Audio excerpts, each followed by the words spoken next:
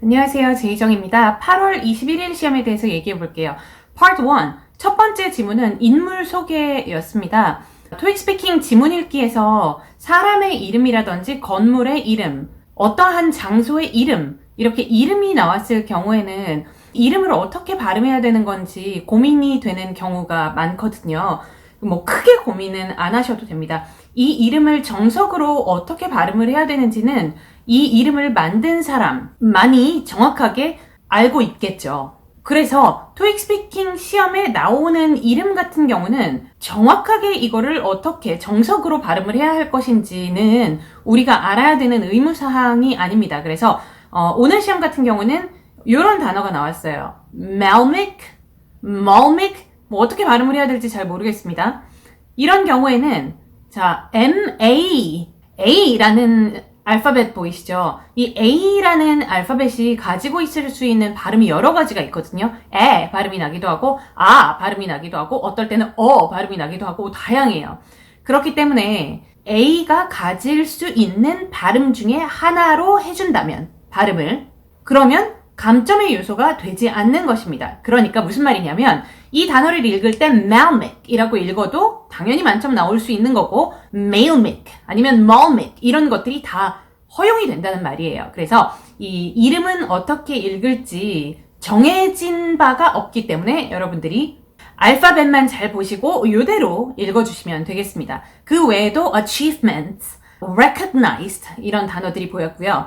2번 지문은 aquarium 물고기들이 있는 데 있죠? aquarium, 투어 관련된 내용이었어요. 그래서 시험에 aquarium이라는 단어가 나왔고 creatures, habitats, opportunity, operations 이런 단어들이 보였고요. 사진 묘사하기에서는 첫 번째 사진은요. 무슨 캔디숍이 나왔습니다. 캔디 종류가 엄청 많이 진열되어 있었던 공간이었는데 여자가 2명이 있었어요. 한 명은 직원으로 보이고 한 명은 손님이었습니다.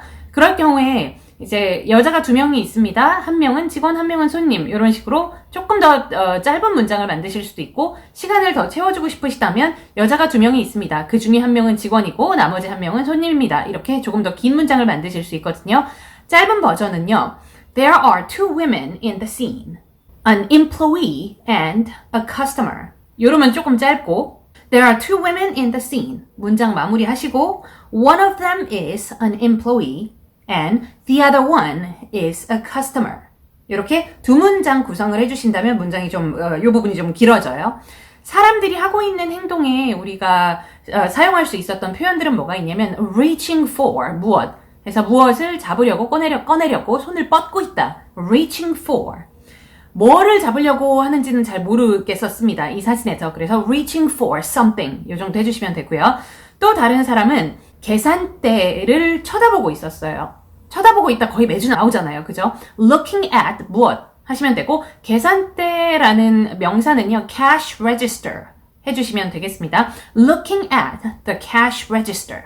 한 명은 손 뻗고 있고 한 명은 계산대 보고 있고 이런 행동이었고 사물은 캔디가 엄청 많았다고 말씀드렸죠. I see many kinds of candy.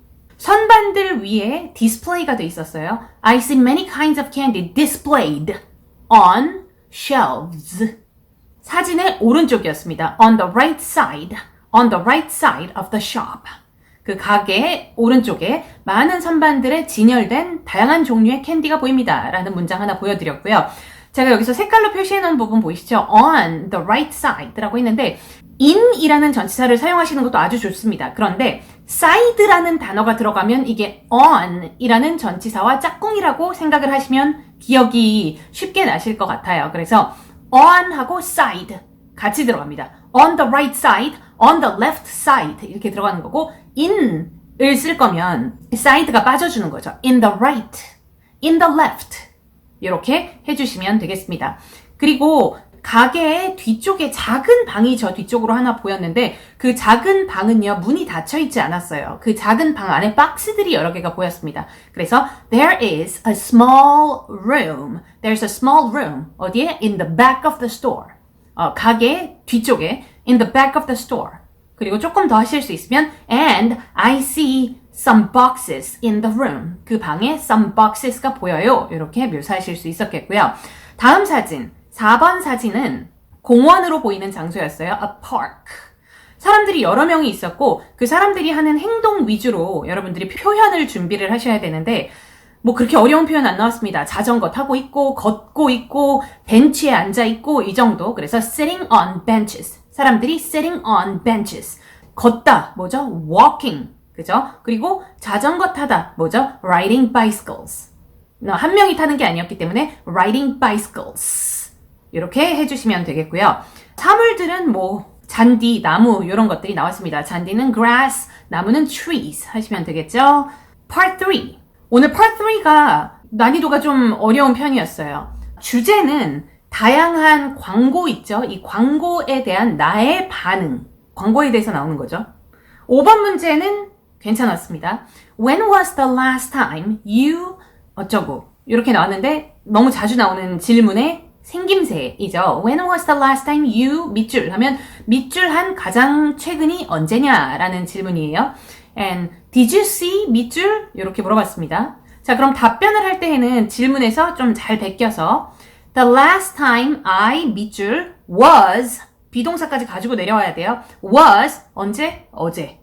Yesterday 이런 식으로 답변을 넣어주시고 자, 두 번째 질문에 중요한 게 있습니다. Did you see? 이렇게 물어봤으니까 I saw 하고 답변에서는 동사를 과거 동사 사용해 주시는 거. I saw 라고 답변을 하셔야 돼요. I see 하시면 안 되고 Did you see? 밑줄 했으니까 I saw 밑줄 이런 식으로 질문을 활용해서 답변을 하시면 좋은 답변이 되겠습니다.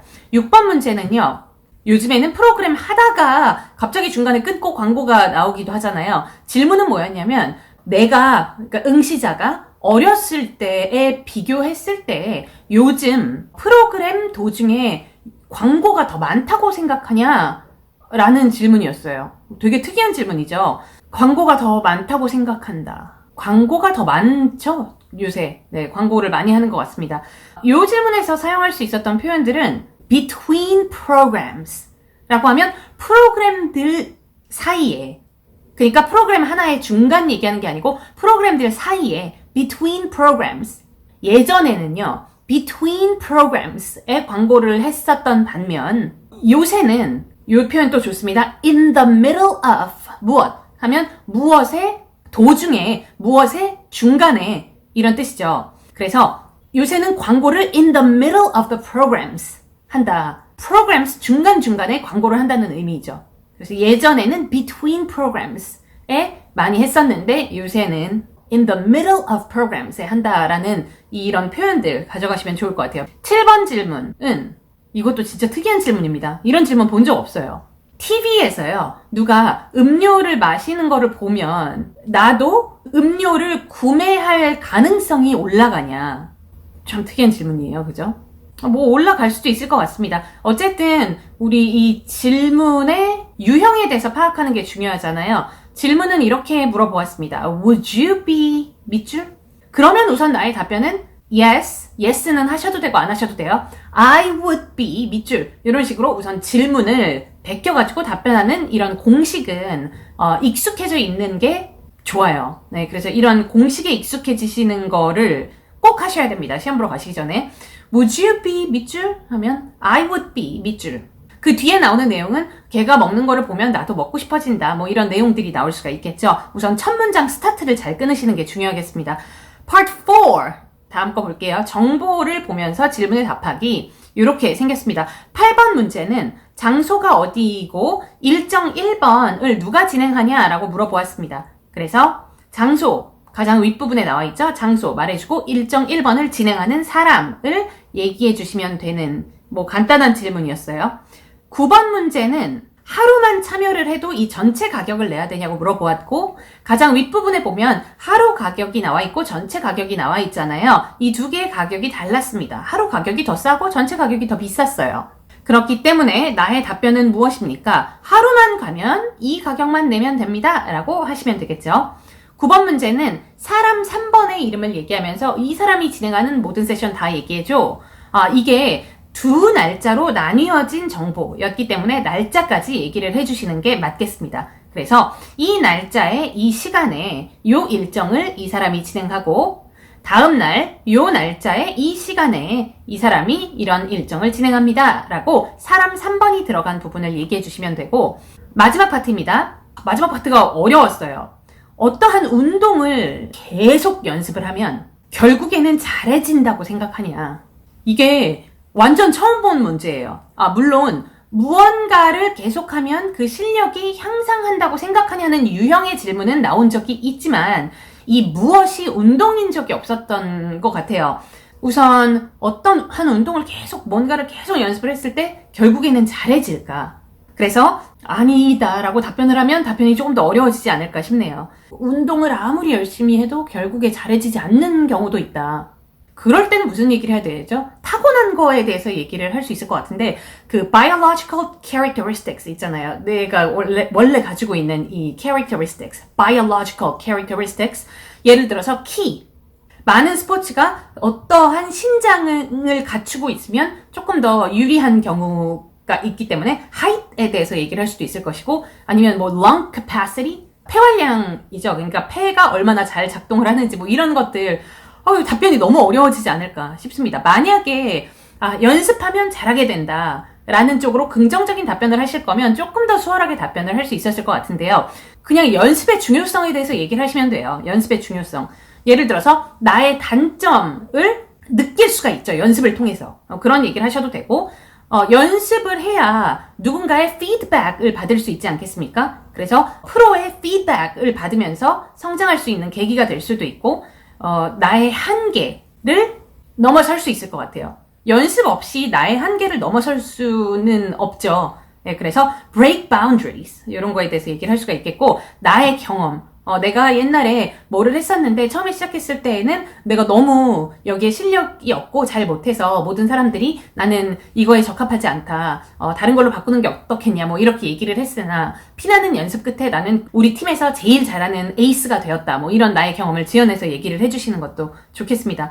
마지막 파트가 어려웠네요. 난이도가 전체적으로 높은 축에 들어가는 시험이에요.